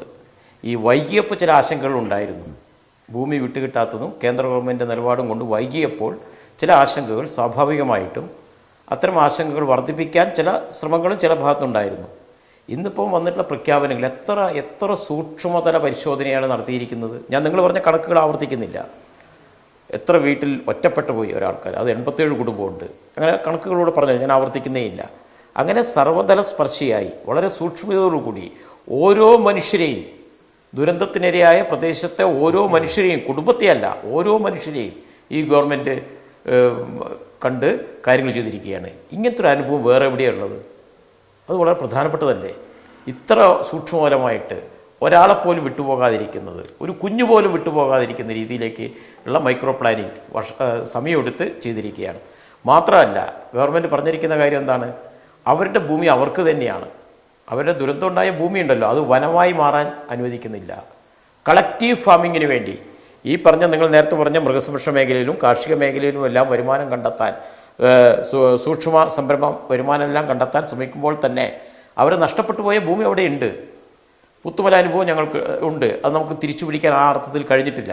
അതെല്ലാം ഈ ഗവൺമെൻറ് അനുഭവമായിട്ട് എടുത്തിട്ടുണ്ട്. പ്രളയകാലത്തുണ്ടായിട്ടുള്ളത് അന്ന് കുറേ കാര്യങ്ങൾ ചെയ്തു. അതിനെല്ലാം എത്രയോ മുന്നോട്ട് പോയി. ഈ ദുരന്തത്തിൻ്റെ കാര്യങ്ങൾ എത്രയോ മുന്നോട്ട് പോയി. അവിടെ ഭൂമിയുണ്ട്. ആ ഭൂമി വനമായി മാറാതിരിക്കാൻ ആ ഭൂമിയുടെ ഉടമസ്ഥം ഈ കൃഷിക്കാർക്ക് തന്നെയാണ്, അല്ലെങ്കിൽ ആ ഭൂവുടമകൾക്ക് തന്നെയാണ്. അവിടെ കളക്റ്റീവ് ഫാം ഉണ്ടാക്കാൻ വേണ്ടി കഴിയണം. അങ്ങനെ എല്ലാ മേഖലകളിലും ഭാവി ചരിത്രം രേഖപ്പെടുത്തി നോക്കുമ്പോൾ ഭാവിയിൽ ഇതൊക്കെ ചരിത്രവും നമ്മുടെ പുതിയ തലമുറകളെല്ലാം ഇത് കൈമാറി അന്വേഷിക്കുമല്ലോ. അപ്പോഴെല്ലാം അഭിമാനത്തോടു കൂടി ഇങ്ങനെയും ഒരു ഗവൺമെൻറ് പ്രവർത്തിച്ചിരുന്നു എന്ന് ഭാവിയിൽ പറയാൻ കഴിയാവുന്ന രീതിയിൽ, ലോകത്തിന് പറയാൻ കഴിയാവുന്ന രീതിയിൽ എല്ലാ ജനവിഭാഗങ്ങളെയും ചേർത്ത് പിടിച്ച്, ജാതിമത രാഷ്ട്രീയ ഭേദമന്യേ എല്ലാവരെയും ചേർത്ത് പിടിച്ച് ഒരുമിച്ച് കാണുന്ന ഒരു മതേതര സംസ്കാരത്തിൻ്റെയും കൂടി ഭാഗമാണ് ടൗൺഷിപ്പ്. കേവലം ഒരു ടൗൺഷിപ്പും കളിസ്ഥലവും മാത്രമൊന്നുമല്ല. കേരളത്തിൻ്റെ മതേതര വീക്ഷണ അക്കാര്യത്തിലുണ്ട്. അതും കൂടി ഉൾപ്പെടുന്നതാണത്. അതിനെല്ലാം ചേർത്ത് പിടിച്ചുകൊണ്ടാണ്. അതാണ് നേരത്തെ നിങ്ങൾ പറഞ്ഞ ദേവാലയങ്ങൾ. വ്യത്യസ്ത മതവിശ്വാസമുള്ളവരുണ്ടായിരിക്കാം, അവർക്കാവശ്യമായ ദേവാലയങ്ങൾ ഒരാൾക്ക് പോകേണ്ട ആവശ്യമുണ്ടോ? പോകുന്നില്ല. അതൊക്കെ അവരുടെ ഇഷ്ടം. തികച്ചും വ്യക്തിപരമായി, തികച്ചും ജനാധിപത്യപരമായി, എന്നാൽ മറ്റുള്ളവർക്ക് ഒരിക്കലും ഹാനികരമല്ലാത്ത രീതിയിൽ ഒരാളുടെ താല്പര്യങ്ങൾ മറ്റുള്ളവർക്ക് ഹാനികരമാകാനും പാടില്ല. ഈ രീതിയിലുള്ള ഒരു സംവിധാനത്തിന് ഈ സമയം കുറച്ച് നീണ്ടുപോയത് ഗവൺമെൻറ് കൊണ്ടൊന്നുമല്ല. അത് ഞാൻ വീണ്ടും പറയുന്നില്ല. കേന്ദ്ര ഗവൺമെൻറ്റിൻ്റെ നിലപാടിൻ്റെ വിഷയമുണ്ട്, മറ്റു പല കാര്യങ്ങളുണ്ട്. നീണ്ടുപോയെങ്കിലും ഭൂമിയുടെ വിഷയമുണ്ട്. കാര്യങ്ങൾ എല്ലാ അർത്ഥത്തിലും ആളുകൾക്ക് ഇന്ന് ഈ പുതുവർഷ ദിനത്തിൽ കേരളത്തിലെ ജനങ്ങളുടെ പറഞ്ഞിരിക്കുന്ന കാര്യങ്ങൾ കേരളത്തിലെ ജനങ്ങൾക്ക് മാത്രമല്ല, ലോകത്തെമ്പാടുമുള്ള മലയാളികൾ ഇത് കേട്ടിട്ടുണ്ടാവും എന്ന കാര്യത്തിൽ എനിക്ക് സംശയമില്ല. ലോകത്തെമ്പാടുമുള്ള മലയാളികൾ മാത്രമല്ല, ഇത്തരം കാര്യങ്ങളൊക്കെ ശ്രദ്ധിക്കുന്ന ഒരു പ്രത്യേക സെക്ഷൻ ജനവിഭാഗങ്ങൾ ലോകത്തെവിടെയും ഉണ്ടാവുമല്ലോ, അവരുടെയും ശ്രദ്ധയിൽ ഇത് വരും. അതുകൊണ്ടാണ് ഞാൻ നേരത്തെ പറഞ്ഞത്, ലോകോത്തര മാതൃകയിൽ സർവതല സ്പർശിയായി ഭാവിയിൽ നമുക്കിത്തരം ആപത്ത് ഉണ്ടാകുമ്പോൾ അത് ഒഴിവാക്കിയെടുക്കാൻ ഉൾപ്പെടെയുള്ള കാര്യങ്ങൾ ആരും ഒറ്റപ്പെട്ടു പോകില്ല. ഈ നാട് നിങ്ങളുടെ കൂടെ ഉണ്ട് എന്ന് ഭംഗിവാക്ക് പറയുന്നതല്ല കേരളത്തിലെ മുഖ്യമന്ത്രിയുടെയും കേരളത്തിലെ ഗവൺമെൻറ്റിൻ്റെയും ശൈലി. കേരളത്തിലെ ഗവൺമെൻറ് കൂട്ടായി പ്രവർത്തിക്കില്ല കാര്യത്തിൽ, എല്ലാവരെയും ചേർത്ത് പിടിച്ചുകൊണ്ട്. അതുകൊണ്ട് ഈ കാര്യങ്ങളിൽ വലിയ ആത്മവിശ്വാസം ഉണ്ടാകും. കുറച്ച് തെറ്റായ പ്രചരണങ്ങളും കുറച്ച് കലുഷിതമായ പ്രചരണങ്ങളും ചില സമരങ്ങളൊക്കെ വയനാട്ടിലുണ്ടായിരുന്നു. അതിനെല്ലാം ഇപ്പോൾ കേരളത്തിലെ പ്രതിപക്ഷ നേതാക്കളെല്ലാം പങ്കെടുത്തു. ഞാൻ മനസ്സിലാക്കുന്നത് മുഖ്യമന്ത്രിയും പ്രതിപക്ഷ നേതാവ് ഉൾപ്പെടുന്ന ഒരു ഉപദേശക സമിതിയുണ്ട്. അപ്പോൾ വിശ്വാസത്തിലെടുക്കുകയാണ്, ഒരുമിച്ച് നിൽക്കണമെന്ന് പറയുകയാണ്. അതിന് ഗവൺമെൻറ്റാണ് നേതൃത്വം കൊടുക്കേണ്ടത്. തീർച്ചയായും ഗവൺമെൻറ്റിനാണ് ഒന്നാമത്തെ ഉത്തരവാദിത്വം. ആ ഉത്തരവാദിത്വം ഗവൺമെൻറ് ഭംഗിയായിട്ട് നിർവഹിക്കുകയാണ്. ഞങ്ങൾ ആരെയും മാറ്റി നിർത്തുന്നില്ല.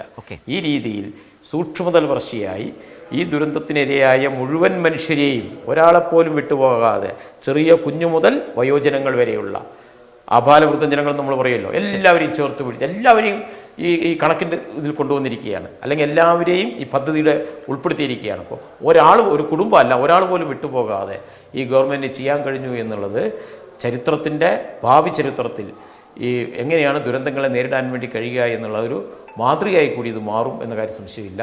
അത് വലിയ ആത്മവിശ്വാസം വയനാട്ടിലെ ജനങ്ങൾക്ക് മാത്രമല്ല, വയനാട്ടിലെ ജനങ്ങളോടൊപ്പം ചേർന്ന് നിന്നിട്ടുള്ള മുഴുവൻ മലയാളികൾക്കും ഉണ്ടാകും.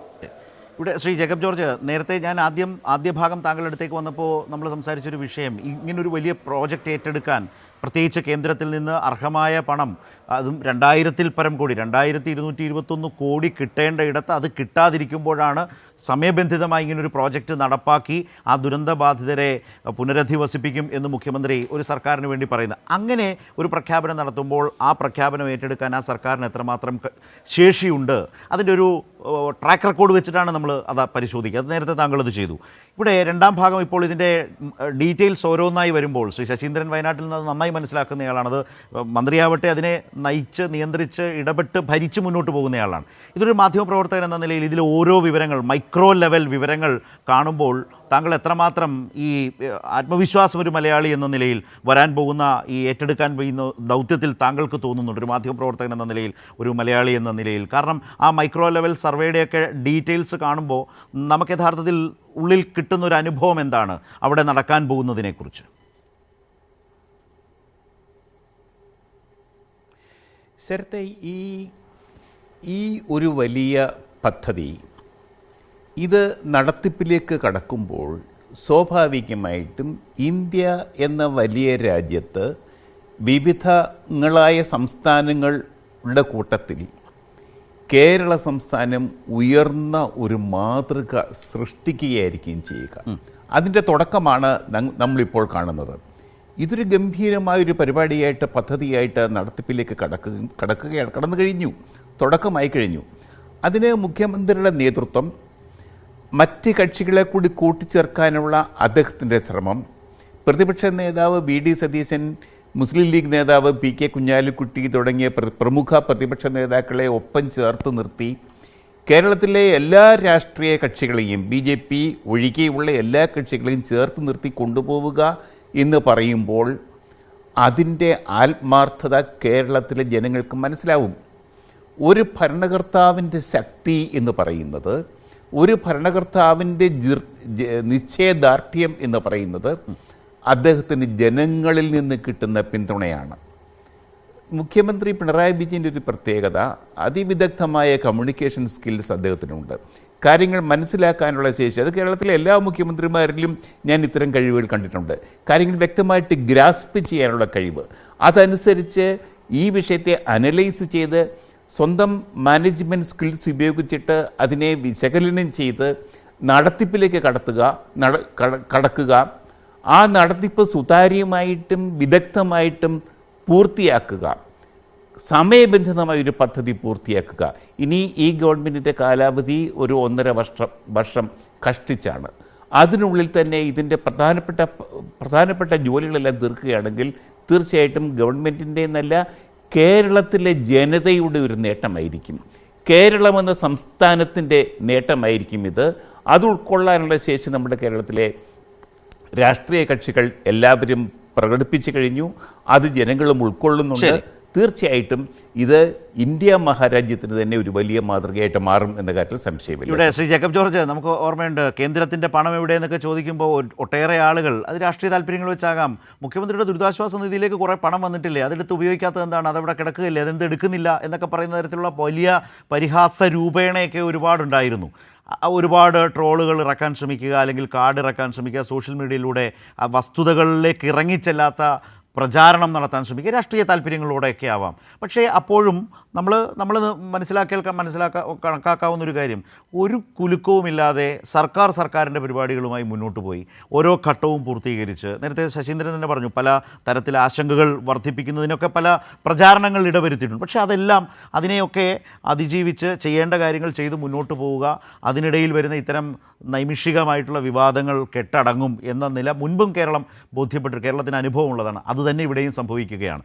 നേരത്തെ ശ്രീ ജേക്കബ് ജോർജ് സൂചിപ്പിച്ചതുപോലെ അതിൽ ഞാൻ ശ്രദ്ധിച്ച മുമ്പ് ഈ മൈക്രോ ലെവൽ സർവേയിൽ പറഞ്ഞു, കുട്ടികൾ മാത്രമുള്ള വീടുകൾ, വയോജനങ്ങൾ മാത്രമുള്ള വീടുകൾ, സ്ത്രീകൾ മാത്രമുള്ള വീടുകൾ ആ ഗ്രാമങ്ങളിൽ പെട്ടുപോയത്, ബാക്കി എല്ലാവരും നഷ്ടപ്പെട്ടു പോയി, അവരുടെ ഉറ്റവരെല്ലാം നഷ്ടപ്പെട്ടു പോയി. അവരെയൊക്കെയാണ് ഈ ടൗൺഷിപ്പിലേക്ക് കൂട്ടിക്കൊണ്ടുപോകേണ്ടത്, അവർക്ക് വരുമാനം ഉണ്ടാക്കി കൊടുക്കേണ്ടത്, പ്രത്യേക സഹായം വേണ്ടവർ. അതിൽ തന്നെ മറ്റൊരു പ്രധാനപ്പെട്ട കാര്യം കൂടിയുണ്ട്. നമ്മൾ ഈ മാസങ്ങൾ നോക്കിയാൽ അറിയാം, അന്നൊക്കെ വീടുകൾ വാഗ്ദാനം ചെയ്ത് എത്രയോ ആളുകൾ രംഗത്ത് വന്നു. ഏതാണ്ട് 100-ലധികം വീടുകൾ നിർമ്മിച്ച് നൽകാമെന്ന് വാഗ്ദാനം ചെയ്ത 38 സ്പോൺസർമാരുടെ യോഗമാണ് ഇന്ന് ചേർന്നത്. നിർമ്മിക്കാൻ ഉദ്ദേശിക്കുന്ന ടൗൺഷിപ്പിൻ്റെ മോഡൽ യോഗത്തിന് മുൻപാകെ അവതരിപ്പിച്ചു. സ്പോൺസർമാർക്ക് പ്രത്യേക വെബ് പോർട്ടൽ നിലവിൽ വരും. ഓരോ സ്പോൺസർമാർക്കും നൽകുന്ന പ്രത്യേക ID നമ്പർ ഉപയോഗിച്ച് നിർമ്മാണ പ്രവർത്തനങ്ങൾ ട്രാക്ക് ചെയ്യാൻ കഴിയും. അതായത് ഈ ടൗൺഷിപ്പിനകത്ത് വീടുകൾ നിർമ്മിക്കുമ്പോൾ ഇവരുടെ ഈ സന്നദ്ധത, ഇവർ മുടക്കുന്ന പണത്തിനനുസരിച്ച് ആ വീടുകൾ എങ്ങനെ നിർമ്മിക്കുന്നു എന്ന് അവർക്ക് പ്രത്യേകം നൽകുന്ന ID നമ്പർ ഉപയോഗിച്ച് ഈ പറഞ്ഞ വെബ് പോർട്ടലിലൂടെ പണം മുടക്കുന്ന സ്പോൺസർമാർക്ക് ട്രാക്ക് ചെയ്ത് വിലയിരുത്താനും കഴിയും. ആ നിലയിൽ ഒരു സംവിധാനം, അതോടുകൂടി മുമ്പ് പറഞ്ഞതുപോലെ സ്പോൺസർമാരുടെ മീറ്റിങ്ങിനെ കുറിച്ച് മന്ത്രിയോട് ഞാൻ ചോദിച്ചു. അപ്പോൾ പറഞ്ഞത് ആ ആത്മവിശ്വാസം അവർക്ക് വർദ്ധിച്ചിട്ടുണ്ട് എന്ന് പറയുന്നത് ഈ വിധമാണ്. മിനിസ്റ്റർ, എനിക്കതിലൊരു പ്രധാനപ്പെട്ട കാര്യം ചോദിക്കാനുള്ളത്, ഇപ്പോൾ ത്രിതല ഒരു സംവിധാനം, ഇതിൽ നേരത്തെ ശ്രീ ശശീന്ദ്രൻ അത് സൂചിപ്പിച്ചല്ലോ, ഒരു പ്രതിപക്ഷ നേതാവുണ്ട്, ഒരു ഉപദേശക സമിതിയുണ്ട്, മുഖ്യമന്ത്രി തന്നെ നേരിട്ട് ഈ സംവിധാനങ്ങളെ ആകെ ഏകോപിപ്പിക്കുന്നതിൻ്റെ നേതൃപരമായ ഒരു പങ്കാളിത്തത്തിൽ നേതൃനിരയിൽ മുഖ്യമന്ത്രി തന്നെ ഉണ്ടാകുന്നു. അങ്ങനെ ഒരു 3 ടയർ സിസ്റ്റമാണോ ഇതിന്?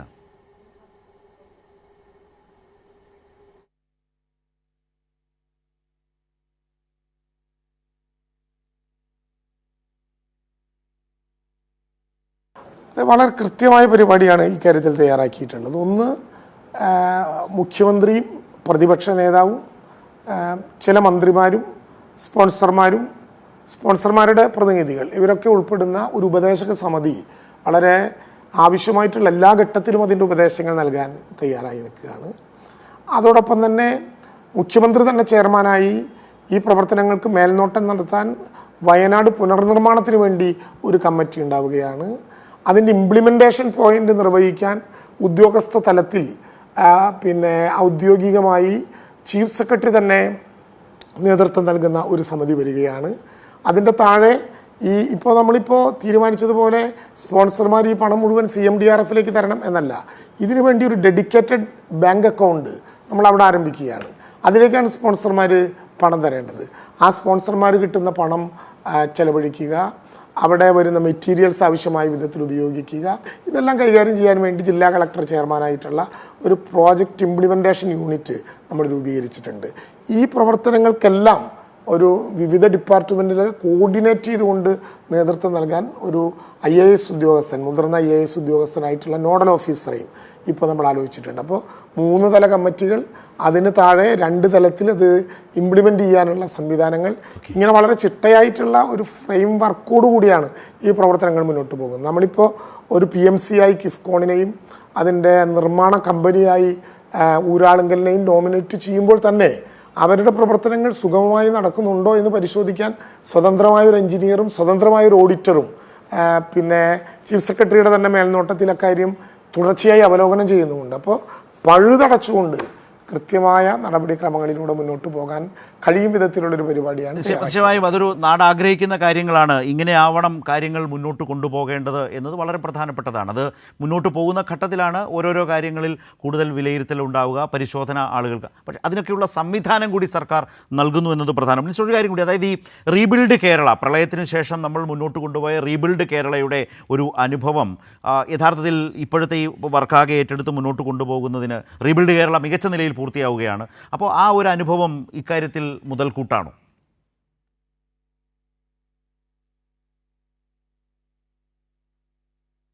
ഇപ്പോൾ ഓരോ ഘട്ടം ഘട്ടമായിട്ടുള്ള പ്രശ്നങ്ങളാണ് എടുത്തു വരുന്നത്. ഒരു സമഗ്രമായ മാസ്റ്റർ പ്ലാൻ നമ്മൾ തയ്യാറാക്കി.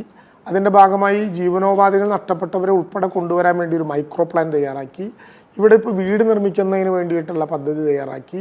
കടങ്ങൾ എഴുതി തള്ളുന്നതുമായി ബന്ധപ്പെട്ട് ചില CSRകൾ കൂട്ടിവെച്ചുകൊണ്ടുള്ളൊരു ആലോചനയിലേക്ക് നമ്മൾ പോകുന്നു. ഇങ്ങനെ നമ്മൾ നേരത്തെ ഇവിടെ പറഞ്ഞതുപോലെ 2018 പ്രളയത്തിൽ നിന്ന് എല്ലാം നഷ്ടപ്പെട്ട കേരളത്തിന് തിരിച്ചെടുക്കാൻ കഴിയും വിധം ഒരു പദ്ധതി തയ്യാറാക്കി. ഇപ്പോൾ നേരത്തെ നമ്മൾ പറഞ്ഞതുപോലെ ഇനി ടൗൺഷിപ്പ് വേണ്ട എന്ന് പറയുന്നവരെന്ത് ചെയ്യും? അങ്ങനെ ചില ചോദ്യങ്ങളുണ്ടായിരുന്നു. ഞങ്ങൾക്ക് മറ്റൊരിടത്ത് വീടുണ്ട്, ബന്ധു വീടുണ്ട്, വീടല്ല ബന്ധു വീടുണ്ട്, അല്ലെങ്കിൽ ഒരിടമുണ്ട്, ഞങ്ങൾക്ക് അങ്ങോട്ട് പോയാൽ മതി. ചില ആളുകൾ അപൂർവമായിട്ടെങ്കിലും പറഞ്ഞിട്ടുണ്ട്, ഈ പേടിപ്പിക്കുന്ന ഓർമ്മകളുള്ള ഈ സ്ഥലത്ത് നിന്ന് പോകാൻ എന്തെങ്കിലും സഹായിക്കാമോ? നമ്മളിപ്പോൾ തീരുമാനിച്ചു, ടൗൺഷിപ്പ് പ്രഖ്യാപിച്ച പിന്നെ മേപ്പാടിയിൽ അങ്ങനെ ഈ ദുരന്തത്തിൽപ്പെട്ട് ലിസ്റ്റിൽ പേരുള്ള ആളുകൾക്ക് 15 ലക്ഷം രൂപ പ്രത്യേകമായിട്ട് ഈ ടൗൺഷിപ്പ് ആക്സെപ്റ്റ് ചെയ്യാത്ത ആളുകൾക്ക്, ഇവിടെ വേണ്ട എന്ന് പറയുന്നവർക്ക് കൊടുക്കും. വിലങ്ങാട് ടൗൺഷിപ്പ് ഇല്ല, പക്ഷേ അവിടെ 92 പേരെ ഭവനരഹിതരായിട്ട് നമ്മൾ കണ്ടെത്തിയിട്ടുണ്ട്. അവർക്ക് സർക്കാരിൻ്റെ സഹായമായി 15 ലക്ഷം രൂപ അവർക്കും ലഭ്യമാക്കും. അപ്പോൾ മേപ്പാടിയിലേക്ക് മാത്രമല്ല, വിലങ്ങാടിലേക്കും സർക്കാരിൻ്റെ ഇന്നത്തെ ക്യാബിനറ്റ് തീരുമാനത്തിലൂടെ അതിൻ്റെ അനുരണനങ്ങളും അതിൻ്റെ സഹായഹസ്തങ്ങളും എത്തിച്ചേർന്നിട്ടുണ്ട്.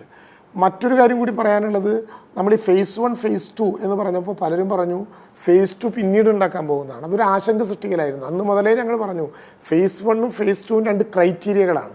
ഒന്ന്, പൂർണ്ണമായി പ്രദേശത്ത് വീട് നഷ്ടപ്പെട്ടവർ, അവിടെ ഇനി ഉണ്ടാകില്ല, ഒന്നും ബാക്കി ഉണ്ടാകില്ല, അവരെയാണ് ഒന്നാമത്തെ ലിസ്റ്റിൽ.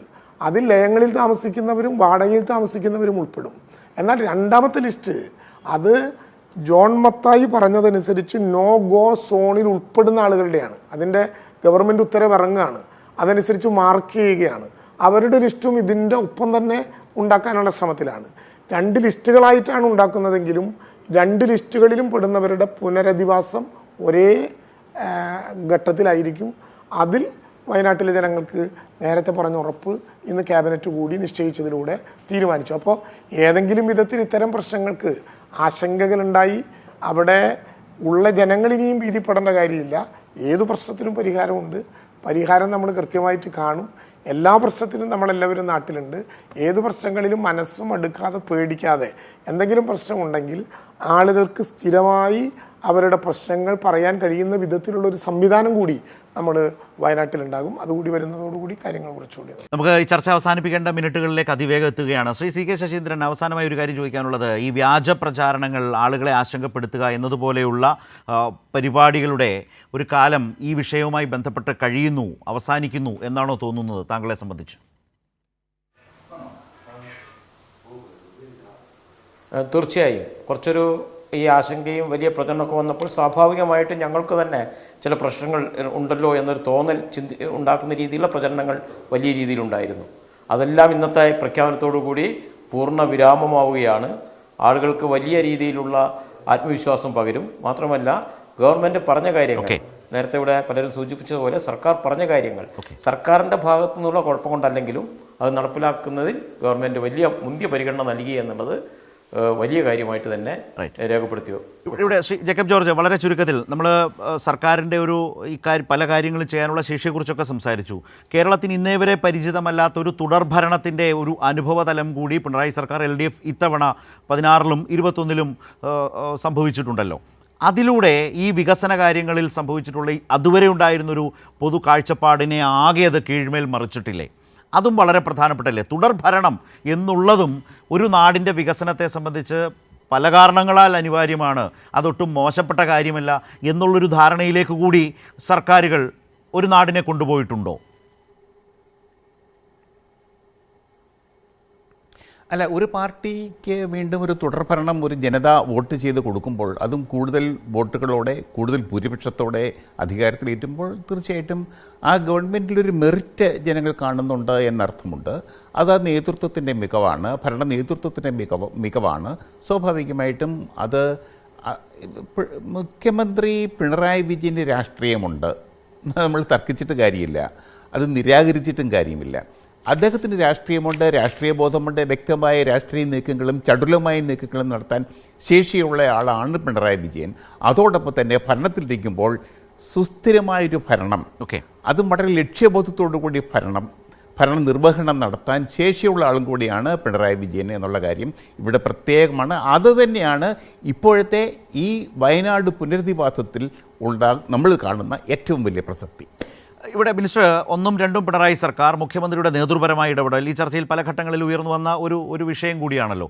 ആ ഒരു അനുഭവം, മുൻ അനുഭവങ്ങൾ യഥാർത്ഥത്തിൽ വയനാട് മിഷൻ പൂർത്തീകരിക്കുന്നതിൽ, സമയബന്ധിതമായി പൂർത്തീകരിക്കുന്നതിൽ വളരെ പ്രധാനപ്പെട്ട ഒരു ഘടകമാണോ? മന്ത്രിയുടെ പ്രതീക്ഷ, മിനിസ്റ്ററുടെ പ്രതീക്ഷ എന്താണ്?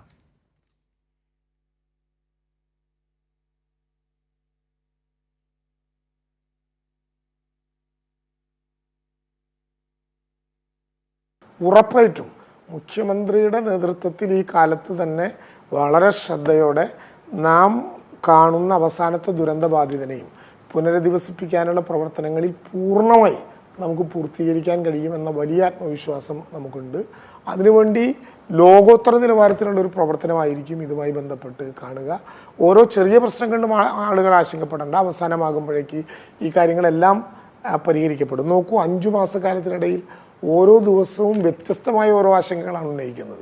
പക്ഷേ നമ്മുടെ എല്ലാവരുടെയും ഒരു മാനസിക ബലവും ഗവൺമെൻറ്റിൻ്റെ ഇച്ഛാശക്തിയും കൊണ്ട് ഒരു ആശങ്കയ്ക്കും എല്ലാ ആശങ്കകൾക്കും 24 മണിക്കൂറിൻ്റെയോ 12 മണിക്കൂറിൻ്റെയോ 6 മണിക്കൂറിൻ്റെയോ ഒക്കെ ആയുസ് മാത്രമേ ഉണ്ടാകുന്നുള്ളൂ.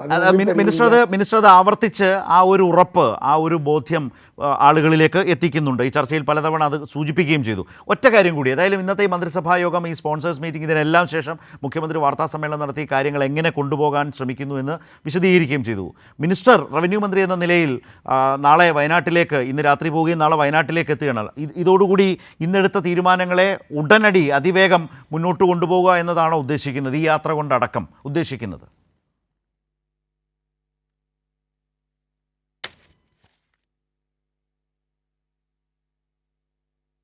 അല്ല, സ്വാഭാവികമായിട്ടും വയനാട്ടിലേക്ക് പുറപ്പെടുകയാണ്. ഇപ്പോൾ നമുക്ക് അതിനകത്ത് ഒരു ഫ്രെയിമായി, ഇനി ആ ഫ്രെയിമിൽ നിന്നുകൊണ്ട് ആദ്യ ദിവസം മുതൽ ഡിസൈൻ ആരംഭിക്കണം. നമുക്ക് ഈ ഫ്രെയിം ആകാത്തത് കൊണ്ട് പലതും ആശങ്കയിലുണ്ടായിരുന്നു. ആശങ്കകളെല്ലാം ദൂരീകരിക്കപ്പെട്ടു. ഇനി നമുക്ക് ആദ്യത്തെ പ്രശ്നം 1ഉം 2ഉം ഫേസിൽപ്പെട്ട ആളുകളെ ഏതെങ്കിലും വിധത്തിലുള്ള കളങ്കമില്ലാതെ, ആദ്യം ഉണ്ടാക്കിയത് കരടാണ്. ഞാൻ അന്നേ പറഞ്ഞു, കരട് മാറി തെളിമയോട് കൂടിയിട്ടുള്ള ലിസ്റ്റ് വരുമ്പോൾ പിന്നെ ആ ലിസ്റ്റിൽ കരടുണ്ടാകില്ല. കരടില്ലാത്ത ഒരു ലിസ്റ്റ് കരടിന് ശേഷം ഉണ്ടാക്കൽ ഉൾപ്പെടെയുള്ള നടപടിക്രമങ്ങളിൽ ആവശ്യമായിട്ടുള്ള ഉപദേശങ്ങൾ നൽകും. DDMA ആണ് അതിൻ്റെ ചുമതല. അവർ തന്നെ, ആ സ്റ്റാറ്റ്യൂട്ടറി ബോഡി തന്നെയായിരിക്കും അത് ചെയ്യുക. പക്ഷേ ആ പ്രവർത്തനങ്ങൾക്കെല്ലാം ആവശ്യമായ ഫിസിക്കലായിട്ടുള്ള അവിടുത്തെ വെരിഫിക്കേഷൻ, പ്രാഥമിക ഘട്ടങ്ങൾ, അളവ്, സർവേ, ഇങ്ങനെ തുടങ്ങുന്ന എല്ലാ വിധത്തിലുമുള്ള പ്രവർത്തനങ്ങൾക്ക് നാളെ മുതൽ, ഇന്ന് ക്യാബിനറ്റ് തീരുമാനിച്ചു, നാളെ മുതൽ ആ പ്രവർത്തനങ്ങളിൽ നമ്മൾ വ്യാപൃതരാകും. Thank you revenue minister Shri Rajan, ഞങ്ങളോടൊപ്പം സഹകരിച്ചതിന്, ഇത്രയേറെ കാര്യങ്ങൾ, വളരെ പ്രധാനപ്പെട്ട കാര്യങ്ങൾ പങ്കുവച്ചതിനൊപ്പം തന്നെ മുൻ MLA ശ്രീ ശശീന്ദ്രൻ, അതുപോലെ ശ്രീ ജേക്കബ് ജോർജ്. ഏതായാലും മുണ്ടക്കൈ ചൂരൽമല ദുരന്തത്തിലെ ദുരന്തബാധിതർക്കായുള്ള ലോകോത്തര നിലവാരമുള്ള മോഡൽ ടൗൺഷിപ്പ് പ്ലാനുകൾ, അതിൻ്റെ വ്യക്തതയാർന്ന ചിത്രം മുഖ്യമന്ത്രി ഇന്ന് വാർത്താ സമ്മേളനത്തിൽ അവതരിപ്പിക്കുകയുണ്ടായി. ഒരു ഫ്രെയിം വർക്കായി കഴിഞ്ഞു. ഇപ്പോൾ റവന്യൂ മന്ത്രി കെ രാജൻ കൈരളി ന്യൂസിനോട് പറഞ്ഞു, ഫ്രെയിം വർക്കായി കഴിഞ്ഞു. ഉണ്ടായിരുന്ന ആശങ്കകൾ പലതും ഒഴിവാകുന്ന സാഹചര്യം. കേന്ദ്ര സഹായത്തിന് വേണ്ടി ഇനിയും അതിനുവേണ്ടി പരിശ്രമിച്ചുകൊണ്ടേയിരിക്കും. പക്ഷേ അപ്പോഴും കേരളം വളരെ ശക്തമായി ഈ പദ്ധതിയുമായി സമയബന്ധിതമായി മുന്നോട്ട് പോകുന്നു എന്ന് തന്നെയാണ് സർക്കാർ പറയുന്നത്. അതിൻ്റെ വിശദാംശങ്ങളാണ് അദ്ദേഹം നേരിട്ടെത്തി തന്നെ വിശദീകരിക്കുകയും ചെയ്തത്. ന്യൂസ് ആൻഡ് വ്യൂസ് അവസാനിക്കുന്നു.